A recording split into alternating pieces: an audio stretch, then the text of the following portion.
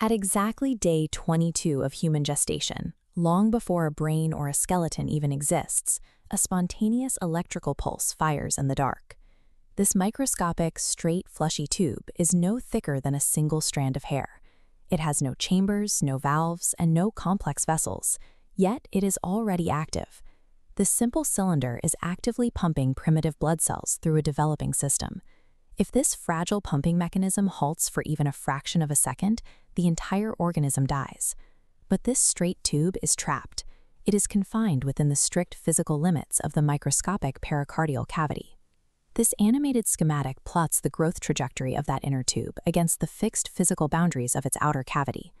The straight tube is elongating at a rapid pace that the surrounding sac simply cannot accommodate. As the tube completely runs out of room to grow linearly, the physical pressure inside the cavity rapidly escalates. This spatial mismatch guarantees a catastrophic structural failure. To survive the extreme pressure of its own rapid growth, the tissue has to immediately change shape. Over a frantic 48-hour window, the fragile vessel violently buckles under its own mass. Pinned tightly within the microscopic sac, the straight biological tube is forced to bend violently into a C-shape.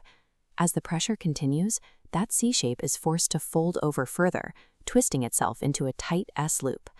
This primitive loop now divides into distinct biological zones. The swollen, dark red segment at the bottom, the primitive ventricle, aggressively pushes upward. To balance the physical strain, the bright pink tissue of the bulbous cortex twists downward.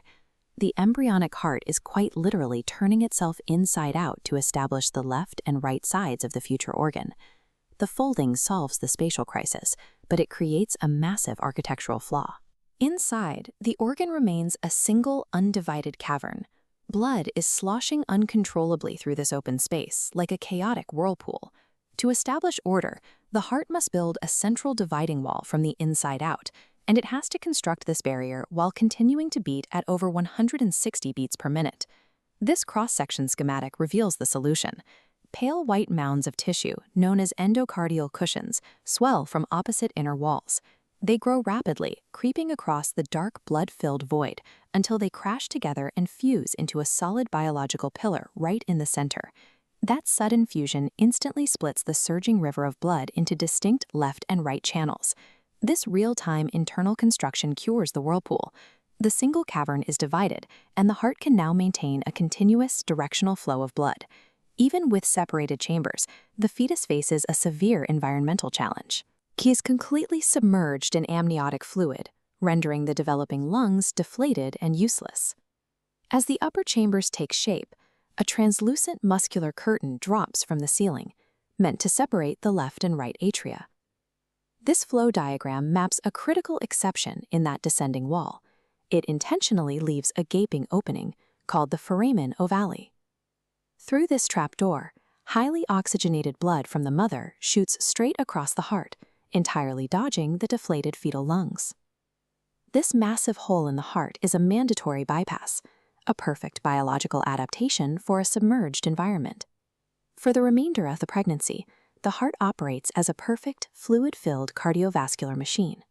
It relies entirely on the mother's placenta to provide oxygen, and the open trapdoor of the foramen ovale to distribute it.